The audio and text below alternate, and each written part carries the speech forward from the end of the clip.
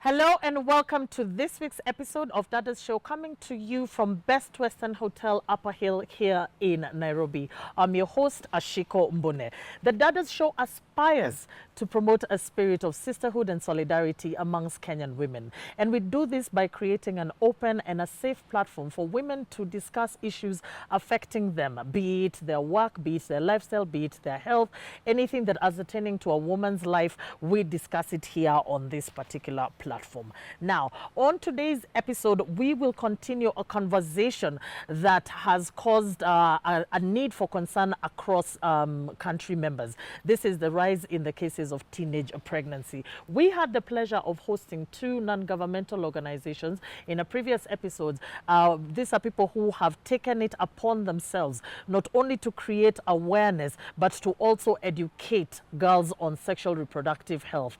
And of course, they protect also the vulnerable girls in society. However, they are not the only ones joining in this particular fight.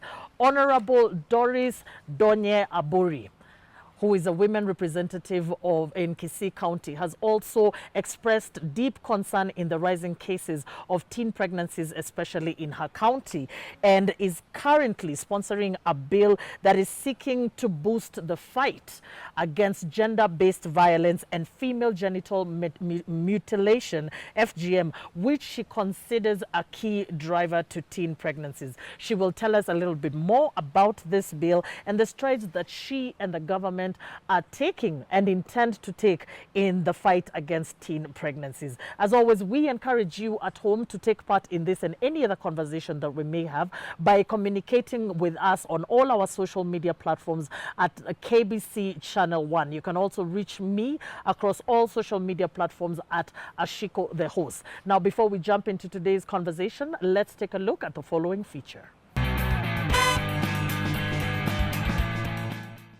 The World Health Organization notes that 21 million adolescent girls aged 15 to 19 years and 2.5 million others under the age of 16 years get pregnant annually across the world. The numbers are usually influenced by the financial background of the parents, with most of the teenagers who are pregnant coming from low-middle-income households. In Kenya, the Kenya Demographic and Health Survey of 2022 Key Indicators report released by the Kenya National Bureau of Statistics revealed that Kenya is making progress in reducing the national prevalence of FGM, teenage pregnancy, and gender-based violence. Wide variation, however, still exists according to wealth, geographical location, and education.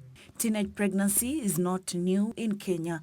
Roughly 13,000 young girls drop out of school each year to have children. Teenage Moms Empowerment was established after seeing a need for safe spaces for teenage pregnancy surge to provide special services for expecting students' mothers.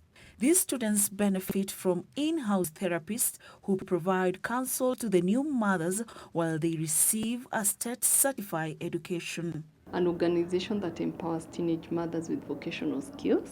Our target group is this drop out of school girls, the ones who got pregnant, dropped out of school. And then our age group, the youngest right now we have is 16 and the oldest is 24.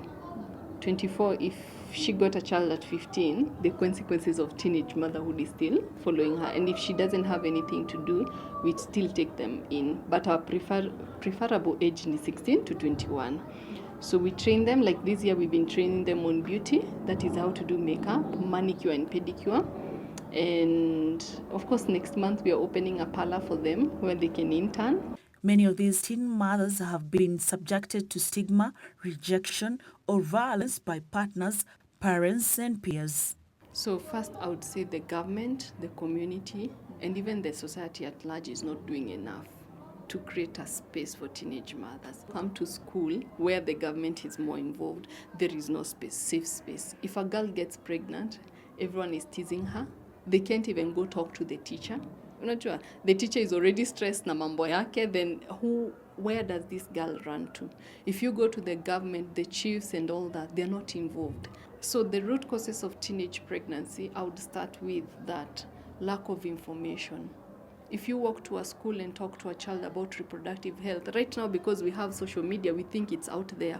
Children are not on phones most of the time. And if they're on phones, they're on TikTok watching something else. They will not be responsible beyond their life. They are children. But if we fed our children information about reproductive health, we would reduce the teenage pregnancy. That is number one. Number two, there's a lot of ignorance between parents and children. Ignorance. They have information, but because the information is not repeated again and again, there's a lot of ignorance. Jerry Kabiru runs a center where she accommodates teen mothers. So our training ends up not just the training, but we are opening a parlor for them so that they can keep on practicing what they've been doing. And also the reason why we are opening a parlor is that they don't go back home. You know, they gain skill with even other project, other organization, but they didn't have capital to start whatever skill or to capital to put their skill into practice. Young girls have been able to overcome the shame and the stereotype of teenage pregnancy and can now face the world boldly. In 2020, especially in 2021, we sent 5 girls back to school. One is actually now she's going to sit for her exam next year. She's in St. Anne's Ryoki. And she's our success story because she did class 8, she had 368 marks and a 2-week-old baby. And in everywhere she knocked the door, people would turn her down because she has a child. And I remember writing this story and getting someone who will pay her school fees until university. She's doing well, she has a chance. We placed a child with the uncle, and then the community health worker who we work with makes sure the girl has whatever she needs. And then for us, it's just the work of supplying just whatever she needs on top. That's a success story. We have another girl who is doing class 8 this year. She got a child at 14 raped by the uncle. Actually, for me, I've been given the rights to be the mother right now because then she didn't have anyone. We tried taking her back to the family when the child died. So we tried reconciling the family and they didn't want her back because, you know, family member rape, it doesn't work. And for us, we just come in, create a safe space because that girl has a future. She has a future just like any other girl. The Kenyan government implemented the education re-entry policy for girls after teenage pregnancy as early as 1994. The policy was established to guarantee that teen mothers could re-enroll and complete their studies free of stigma. However, the policy has received low parental involvement and support, little awareness of the policy among key stakeholders, including teachers, school administrators, guardians, and teen mothers. On female genital mutilation, the survey report shows that the prevalence of FGM has been on a steady decline in the country. According to the recently released Demographic and Health Survey data for 2022, the FGM prevalence is 15% in the country, meaning that 15% of girls and women aged 15 to 49 years have undergone the cuts. Traditionally, FGM was conducted as a physically certificate of transformation from a young girl to an adult ready to be married. Despite the efforts put in place by governments, organizations, and individuals in combating and fighting against FGM through legislation and education, the Kisii community has shifted from traditional way of practicing FGM to medical way. Besides being internationally recognized as a human rights violation, FGM has been performed on at least 200 million girls and women in 31 countries across the sub-Saharan Africa, the Arab states, and selected countries in Asia. Welcome back. As mentioned, our topic of discussion today is the rise in teenage pregnancies. This is the second part of this show where we had another part where we interacted with non-governmental organizations. Today, we have a legislator, of course, by name of Doris Donya Abure, the Honorable, who is the Kisii County Women Representative. Karibu sana mheshimiwa, and we are so honored that you could take time off your very busy schedule to join us on this panel as we have our discussion today. Of course, I'd like to acknowledge my wonderful audience who week in, week out, make time to come and sit with me as we tackle some very contentious issues affecting the women of Nairobi. Now, to just get us started, I'll jump on to the first question for you, Mheshimiwa. So, according to research, the drivers of teenage pregnancy are lack of education, especially sexual and reproductive health, poverty, harmful cultural practices such as child marriages and FGM, etc. And you have pointed out that FGM, according to you, is a lead factor to teen pregnancies. Kindly elaborate the connection between FGM and teen pregnancies. Oh, thank you very much. Greetings from Kisii County. I'm honored to be here and happy to discuss about this topic, which is so dear to my heart. When you come to Kisii County or happen to visit our main facility, which is Kisii Teaching and Referral Hospital, you will realize that teen pregnancy cases range between 60 to 65, which is alarming. Our young girls are having more sex than the married cadre.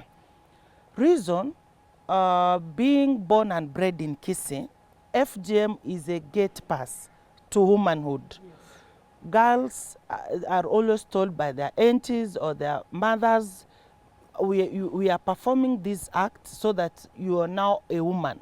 That is how you are confirmed to womanhood. So immediately they are circumcised, they will engage in early sex. That is why more girls are pregnant than the mothers, because they've been told you have now graduated from childhood to adulthood. This thing of FGM didn't start yesterday. Initially we had the traditional excisors who used to perform the act. Then during the Mwai Kibaki time, the chiefs were told to be the administrators to check around on the traditional excisors, and maybe they can be taken into court, or they can be answerable of why they have those cases in their villages. Yes. So the chiefs went around, they told the mamas, you have to stop this act, and it stopped. Wait until when we had now the medics. They came, they convinced our mothers that, oh, it is not done traditional now. Yes. No one is going to die. I'm a doctor, I'm a nurse. I will do it perfect, and there's nothing that you should be worried about. Now it is medicalized. I was shocked to learn that as per today, we are at 83%. That is in Kisii. Not forgetting the Somalis who are at 98%. We are at 83%. Because it is medicalized. Now it is more than it was before. Yes. And so, of course, you're talking about 83% of the population of the young girls have already been circumcised. They've already undergone female genital mutilations. And the moment that happens, they've been told, now that you can go. That's a gate pass. Yeah. And when we are talking about the initiates, so what age group are we looking at? We are looking at 6 to 12 years or 11. Wow. So we are going to Kisii Referral Hospital, and you're finding an 11-year-old pregnant, or maybe 11 from all the 11 way to upwards. 16. 11 to 16, not even 11 to 24. Yeah. 11 to 16. Yeah. Teen mothers. Wow. We are not forgetting that apart from being a mother, you can also contract STIs. Yes. Yes. So it's not something that we should celebrate about. We must talk about it, to make it a conversation, so that our children know. Information is power. Yeah. When we are told early, I went to the US, when kids go to school, the first thing they are told is, you are right as a child. You can imagine. Report your parents if they behave in this particular manner. You go to the US as a woman, you are given a whole booklet. You written your rights as a woman. They don't entertain GBV. In fact, if you cough and say, last night my husband came home with red eyes, they suspect maybe you want to perform some violent act. Yeah. That alone, it's not even something that you can discuss. They train their children, they train the women, the men. That's why they are far ahead of us. So this whole conversation of GBV, FGM should be dealt with, because the more cases of teen pregnancy are cases of female genital mutilation in our village. Okay. No, in our county. In the county. So you've touched a little bit about the training and the education. So there was a current discussion, especially in Parliament, I think most recently, in regards to teaching on Comprehensive contraception. health, yeah. Yes, in the schools, because currently I think they only skate through it. What's your take on that? I support sex education. You see, when women sit and discuss, there are those who will judge us. Why always women discussing about? Donya seated here, we have our first food, which is the cooked one. This is our second food. I'm never shy of discussing issues to do with sex and contraceptives. Why? If you became pregnant, most parents will ask you, choose between going back to school or being a mother. What is that parent trying to tell you? That are you ready to undergo abortion? So is it right to discuss abortion or contraceptive? You would rather use contraceptives than practice abortion. Yeah. Abortion is more dangerous than the use of contraceptives. Yeah. But when we teach about comprehensive health education, is because we want to tell them about abstaining. If you've not done it, please don't till you understand the pros and cons of engaging in early sex. And okay, let's not forget that those who've already engaged in sex, Yes. what are you supposed to do? Please don't have multiple partners. If you have to do it, let it be with one partner, because you are already doing it. You're already Let's doing not pretend that you are not doing it. Yeah. And at these rates, 10-year-old to 15-year-old, they are very active in sex. So they have to be told of the pros and cons of engaging in early sex. Please abstain. Okay, if you are not ready to abstain, because when you make the youth sit, you want to tell them anything about, maybe even if it's diseases, you want to tell them about teen pregnancy, the first thing they'll tell you, nini unatuambia hatujui. That's what they'll tell you. So they already know. Keep on pressing. Let them know. Don't shy off. If it's a father and you don't know how to talk to your kids, first even start by buying them a gift of an underwear and innerwear. Then the girls will be like, oh, dad bought me this. You are starting that conversation. Yes. Because you are not going to cook the underwear. You are definitely going to wear it. So the conversation will start. Yeah. These girls will be free to their fathers. Yeah. And that is how we can have this thing brought up. Comprehensive sex education, I support. Yes. So I like the fact that you're taking ownership and you're saying, you know what, I support this particular motion that has been passed. And speaking of motions, you're sponsored a bill. Actually, I have a bill. You have a bill. Yeah. Congratulations. You have a bill that is seeking to boost the fight against GBV, which is something that you're very, very passionate about, which of course includes FGM. So tell us a little bit more about what this bill entails. If you remember way back 2006, we had the Njoki sexual offences bill. Yes. Now I want to have it amended. I'm asking the Ministry of Education to partner with the Ministry of Interior so that we can have awareness of what is FGM. Because there are those who are like, what is wrong with FGM? It's just cutting that small part. We don't even want anybody to say that cutting that small part. We want FGM to be rendered illegal. Yes.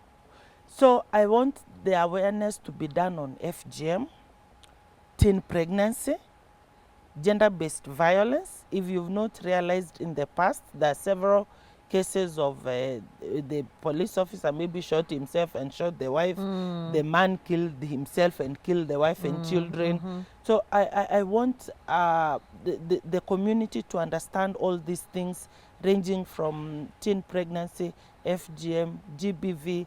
Mental health is real. Yes. Mental health is real. Use of drugs. There's a time I was in Kisii, a school called Keroka Primary. Then one teacher came and told me, Mama County, we are killing our generation. Move back streets, that is in Keroka town. They are selling bangi to small children. These ones who are seated there, they sniff and then they come to school. Oh dear. You need to do something about this. So we need to the core issue is to have the awareness part where you are told of your rights as a child. You are taught of teen pregnancy. You are taught of the diseases, HIV and AIDS. Currently, it's at its peak. Teen pregnancy, you saw the results that came from Homa Bay, Yes. Kisii County, Narok, and Kilifi. Yeah. All those things necessitated me to make this bill, and it is flowing very well. The finance committee has already promised to support. I'm targeting like 300 million every year to make it public awareness year. Yes. From schools, media houses, they can come in.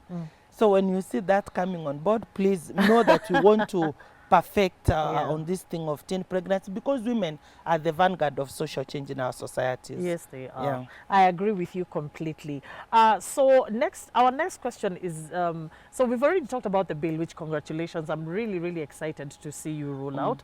And of course, Dadas Show would be more than happy to walk hand in hand as we delve into issues that affect women. Now, aside from the bill, what strides is the government taking or intends to take in regards to teen pregnancy? Having the Ministry of Gender in itself speaks volume, because that is where all these issues are deliberated. We have UNICEF, UN Women, they deal with FGM. While we are talking of UN Women, they could not be dealing with such issues if they were not permitted by the government to do it. And also when we talk of these issues before the floor of the House, that shows that the government is doing something about it. Yeah. Oh, wow, that's excellent. Especially when, it's a multi-industry approach, multi-government approach. Yeah, we even have the anti-FGM board. Yes. The gender department, the minister in charge is Aisha Juma. She has even promised she will be coming over to Kisii so that we can deliberate on these issues. So you see, it is something that the government is okay with it, and they've actually felt the weight. We are not doing as a country when it comes to these cultural activities which have no health benefit to our society. Absolutely. Now, in your opinion, charity begins at home. And I like the fact that you've mentioned when we go back home. Like the same way, you're not dealing with teen pregnancies and FGM on a country basis. You're back home, the people who voted you in. Where do you feel like society is dropping the ball?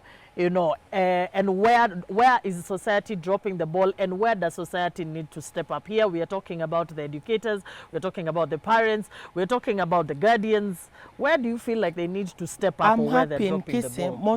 Most of the Kisii people, the Kisii community, are SDS, and they are taught. They are actually taught even how you remain. You keep your virginity, your purity till you get married.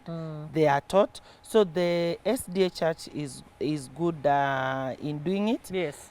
I forgot to tell you that I was a media person. I worked for 13 years. And while I worked at Royal Media Services, they have a vernacular radio station by the name of FM. Each day, in fact, before I could start my show, I would tell women, please take care of our girls. Don't circumcise them. tell them to put their legs together, because if you close your legs, nothing will come in and Yeah. you'll be safe. Yeah. As much as some would say, no, you are not being fair, you should not say those things. What are the things? Is sex something that you cannot talk about? If you are in the US and you are going to hospital, for example, and you have some pain in your private part, if you are a lady, you will tell the doctor, I was scratching my vagina, there are some rashes. That's what you will say, right? Yeah. But if you are in Kenya, what will you tell the doctor? Can I write something? Can I Yeah. explain what is happening to me? You'll We are use not ready to start codes. we are not ready to start this To start conversation. that Please, conversation. before even, sometimes I say, take yourself in a room, lock yourself, and put it in vernacular, sex education in vernacular. When you feel you are not sure of it, Yes. you're good to go. Yeah. Sex education in your vernacular. Ooh. That is now how when many the people conversation, can, you know, yeah, because we are shy. everything Yeah. sounds very, very Yeah. politically correct Eh? when it's in English and Swahili. Yeah, we But seem when to- you but throw go in to some vernacular, language, yeah.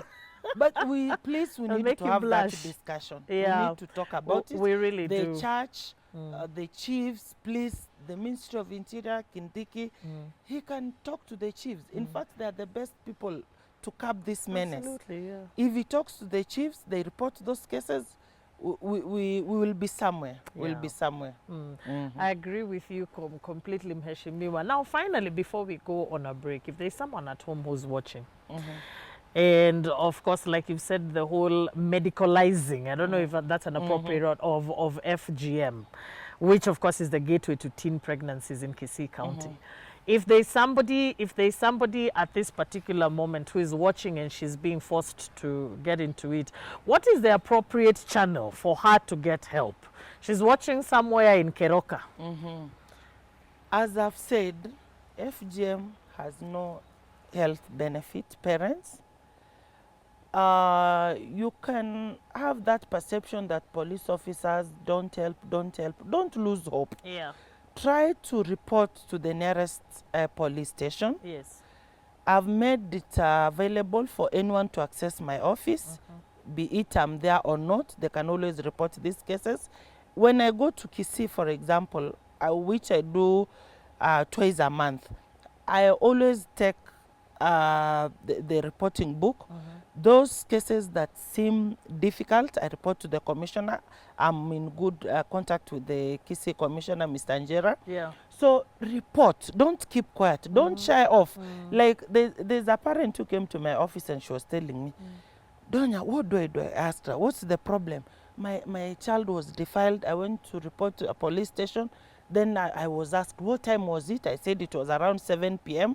Then the police officer told me, you see, that is the reason why your child was defiled. Why did you keep your child late at 7? And she had gone to the grocery. Oh, so dear. we should never justify defilement that you are wearing a short skirt. Yes. That's why you are defiled, or you are walking in the company of men. No, defilement is defilement. True. It should not be tolerated. So they report, and then there is a direct line Yes. that Red Cross has, which is 0800 720 577. That is Red Cross, 0800 720 577. Then we have Gender Violence Recovery Center at Nairobi Women's Hospital. They have this direct line, 0800 720 565.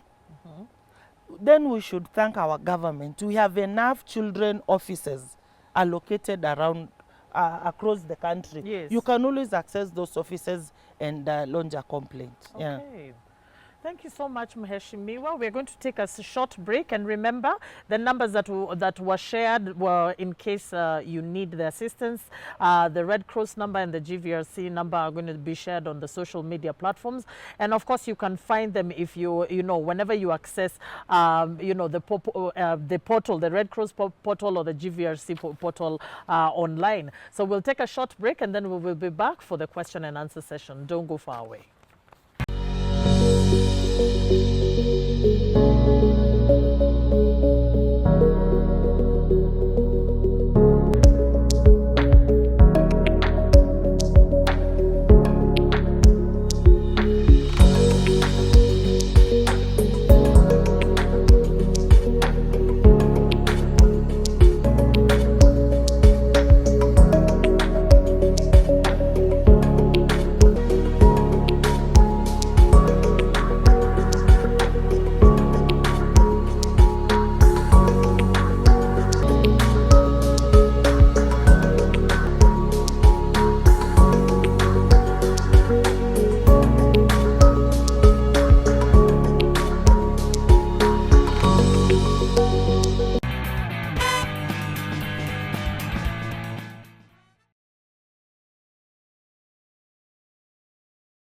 from where I stand, I don't think I've had any benefit where FGM has benefited the women. So I'm against the FGM because from the surveys that have been done, it has more harm than good to the women. And I think even being a man, I'm against it. I'm not sure the women folk will follow me also and say they don't like it. Mtoto akishashika mimba, wazazi ni jukumu la mzazi kumpa, hata kama utakasirika, mpe mawaidha ya kumwonesha kuna maisha baada ya kuzaa.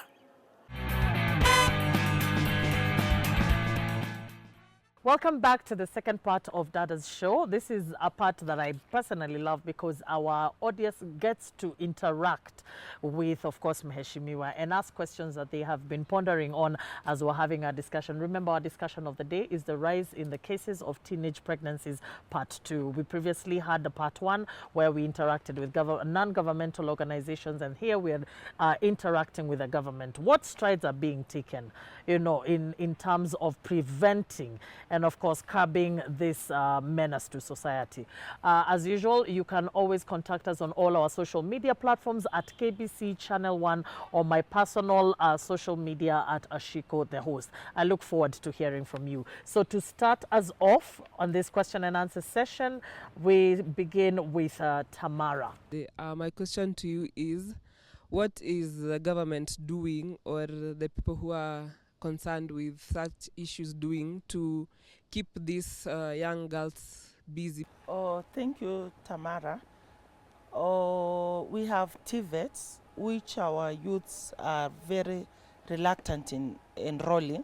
If you saw the papers today, the Ministry of Education was saying that out of the 800,000 who had direct entry to universities, we found out that we have about 300 who didn't apply, something of the sort. We have youth generation, let me call it a TikTok generation, which needs to be pushed, because with TVETs and other institutions which offer vocational trainings, our youths must be, they must try enroll. Apart from that, Tamara, you have graduates who wait for white-collar jobs. They've been taught at school on agriculture, more especially when you go to Kenyatta University. Is it Yes. Kenyatta University? You are taught on even how you can grow carrots, sukuma wiki, but you are just reluctant. You're waiting for the white-collar jobs. Even before the government comes for you, what have you done as an individual? Do you know who you are? Do you understand yourself, your origin, your roots, and everything? So with the introduction of TVETs, I can say the government is committed to make sure that the youths are busy. Even members of parliament do have tournaments. But how many people turn out for those tournaments, bearing the fact that footballers are the most lucrative, they earn well. So let's make use of the TVETs. Like Donya from KBC County, in my office, I sponsor orphans. When you start moving around to get the orphans enrolled in these courses, some will tell you, when we had the NYS, they have a lot of work. I don't want. So the government is trying to reach out, and the youth, please also make sure that you make yourself busy and you make use of those opportunities that come. Well, so Mheshimiwa, you're saying the opportunities are there. It is just for the youth to actually be able to get out of their comfort zone and capture them, and of course the parents, because of course we have to also address the parents to also push the young ladies and the young gentlemen into things to keep them busy. You have, for example, we've given the direct line. You are supposed to report. There are some parents who say, because my daughter was defiled by the uncle, I'm not going to report. That will be bringing shame to our village. Oh dear. So there are things that we need to do, to take up on ourselves, and also, of course, the government has a bigger role. Yeah. Yeah. Okay, thank you so much, Mheshimiwa. Tamara, I hope your question is answered. So our next question is from Debbie. Debbie, karibu sana. So my inquiry from you today is, what is the action that is being taken onto the boy child for defiling a minor? Because most of the times when defilement occurs, the bad story, the bad picture is always portrayed on the girl child because they're deprived of their school. They just have to get home, take care of the kid. So the life never goes back to normal. But then for the boy child, they just have everything at hand. Everything is just going on well. So what is your take on that? Thank you very much, Debbie. The Sexual Offences Act 2006 by Njokindungu had all those things stipulated. If you defile the minor, how long you will be imprisoned. Actually, it was life imprisonment. Then came the churches. People started saying that, oh, it's not right for someone to be life imprisoned, or to maybe if it is the act of rape, to be in prison for 15 years. It was a whole debate. Then before the debate proceeded, they had to have some mitigation measures on the same from proceeding. That's when we started having the girls now being taught about the effects of teen pregnancies, or when you've been raped, what needs to be done. And presently, as we speak, everybody's like, why all that attention to the girl child, not forgetting the boy child? They are forgetting that is how it started. Previously, they felt when the girl drops out of school, the boy enjoys with his education. Then we now need to concentrate on the girl. What the girl needs to do, what the government needs to do to these, some call them second, when you are given a second chance. So I can say that much has not been done on the punishment, but there is more awareness of what a girl needs to do and what a boy needs not to do. In Kenya, we have seen that happen in multiple occasions, where there will be cases of victim shaming, and now I think it's perpetrator sympathy and victim shaming. I think as a government, we've even failed. See those people who've been maybe who have engaged in corruption. Yes. They're being pardoned. Yeah. All these things. Our judicial system, they have work to do. They have work They to have do. work to do. Yeah. Yeah. Yeah, because, and I think it's actually it's a point of concern, as in from where I sit. If we do not have a way forward, if we do not have a way to assist a young girl who has been defiled. Report a GBV matter Yeah. to a police station. Police officers on duty will tell you, Madam, love matters. We were not there when you were seducing each other. dear. Go and solve those things back home. Yeah. Are you sure you want to report your husband? Do you know assault? How this man will be in prison lifetime? So our next question is from Sharon. Okay, thank you. My question for Honorable Doris is, what's your take on period shaming?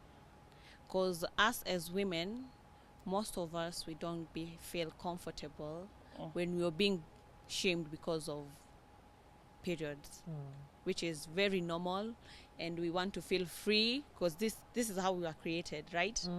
Yes. So what's your take? Yeah. Yes, Sharon. On period shaming, I wish this started at home, not even from school, because if parents could understand that they are the primary source of information, your sister, your auntie, we first of all make the conversation from home before it goes to school. What even makes it more complicated is the fact that we even don't have the sanitary pads. If they were in plenty, then that shaming could be something that could have been dealt with. Yeah. So that is the major gap. But I remember like 4 months ago, we had that incident with the nominated Robo, senator. yes. Then Yeah. some members in parliament were asking, what's wrong with women? Yeah. You can just make that thing stop, and then you have it at your own time. I was like, Jesus, Wow. if you don't wear my shoe, why can't you Yeah. keep quiet? We have no bell, we have no alarm for periods. And you know, Meshimiwa, when she brought that up, I actually did want to ask you, what was the reaction on the floor? You know, the that people who is purported normal. it was It's sensationalizing normal. it. It happens. What was the Do you conversation know you like? can have your periods like this week and then you are like, oh, everything is done. Then you change the climate. Who they are there. It's not that you can control your Yeah. periods. And then there are those who have light flows and heavy there are those flows. ones who have heavy It flows, happens. yeah. In fact, girls should be told if there is anything that you should be proud about is you have your periods. Because if you don't have them, again, you will be like, if I'm not a mother, then definitely I'm pregnant. Periods is just something like a salutation. Good morning, good evening. It's not something that people should think that it should be that you normalized. should be shameful about. Yeah. Yeah. Without periods, could you be born? No, Then absolutely not. there are things that people want to shy away from. Periods and discussing things to do with sex. My God, I wake up in the morning and you bring about sex education. That is where I want to fit in. Currently in Kenya, what are people discussing? Handshake, politics. We have even forgotten to discuss on issues to do with agriculture. Kenya, we are not food sufficient. We can't feed ourselves. We have to rely on food from Uganda and Tanzania because we've made our discussion to be narrowed down to politics. Yeah. Come on, let's engage on politics, yes.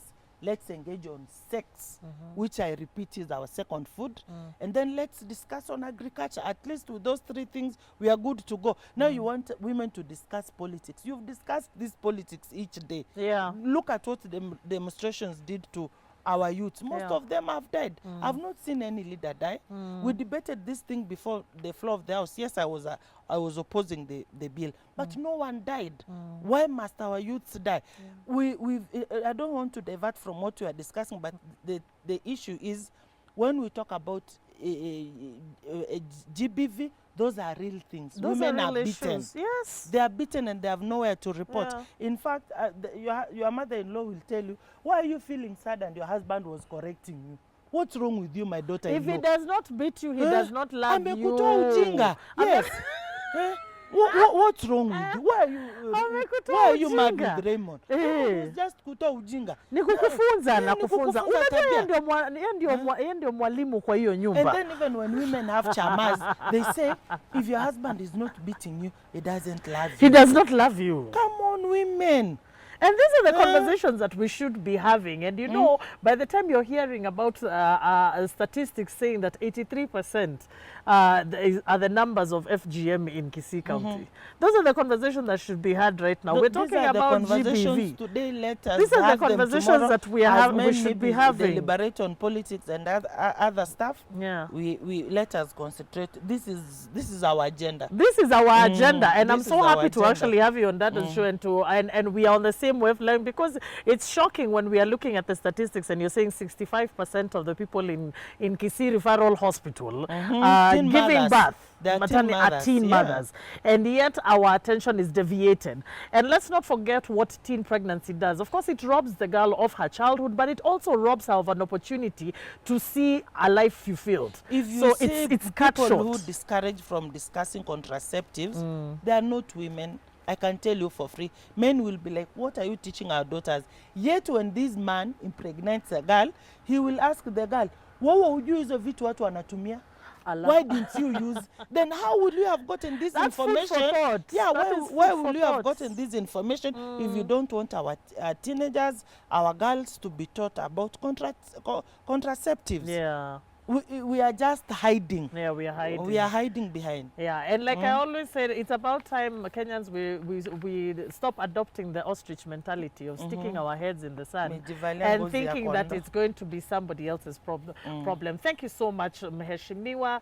Sharon, I hope your question has been sufficiently answered. Next, our question is from Njoki. Thank you very much. Mheshimiwa, what do you think are some of the contributing factors to this animal teenage pregnancies?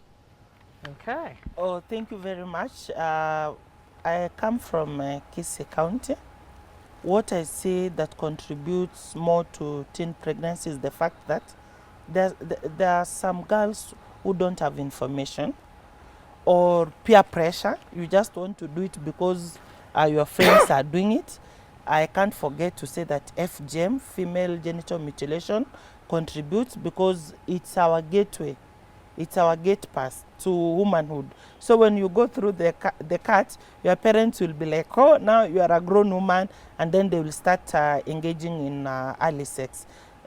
Those are the major contributors, and of course, even the Bible says fools die because of their ignorance. And when we come to media and the courts, they say ignorance has no defense. So if we make this thing public, we discuss about sex and how to abstain, or if you've already engaged into it, how you should cool down your temperatures and wait for the right time, we can have a productive society. That is true. But major is peer pressure. Thank you so much, Mheshimiwa, for that. Njoki, I hope your question has been answered. Our next question is from one Mr. Andera. Okay, thank you for this opportunity. And my question to Mheshimiwa, as it has been noticed that you usually get to Kisii twice in a month. And the whole thing, when we talk about teenage pregnancy, you can't fight it as an individual. Therefore, do you have a team that can even get to the interior part of the Kisii, or that getting to know that those are the most affected areas? Then on the same, like apart from initiating the bill to the Senate, do you have any plans that will cut across to help the fight against the teenage pregnancy across the country? Thank you very much. That's a very good question. As I'm here, I started Donya Charity Mission. What Donya Charity Mission does, we tell our people, hey, look, in your closet, you have so many items that you can give to us so that we can donate to those who don't have. So people started donating clothes, others came in and started giving food stuff. As we speak, I have an hospital, Kanyimbo Hospital, which comes in to treat jiggers, because we found out that most of our people are infected with jiggers. I have the Grand Granite Diaspora Circle from Boston, who are actually supporting in drilling boreholes for our people, catches to Donya Charity Mission. So when we are not having the Donya Charity Mission, we change it to Donya Mashinani. We move from place to place, trying to understand what is eating our people. And when we have these cases of defilement, we rescue the victims, we bring them to our offices, and then we partner with the hospital where the cases can be handled, and of course we report the matter to the police. And how this thing can be translated countrywide with my bill, where we are seeking awareness from the Ministry of Education. This they will be doing on FGM, they do it on GBV, teen pregnancy. So you can be rest assured the teachers at the ground level will have this awareness from the lower cadre to even university level. So this bill is not benefiting the Kisii people. It could not actually come to Parliament. We would have done it at the county level. So having discussed before the floor of the House, that means the people who are going to benefit, it's the whole country. Okay. Yeah.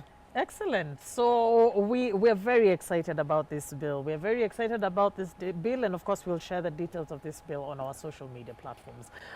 So Andera, I hope your question has been adequately answered.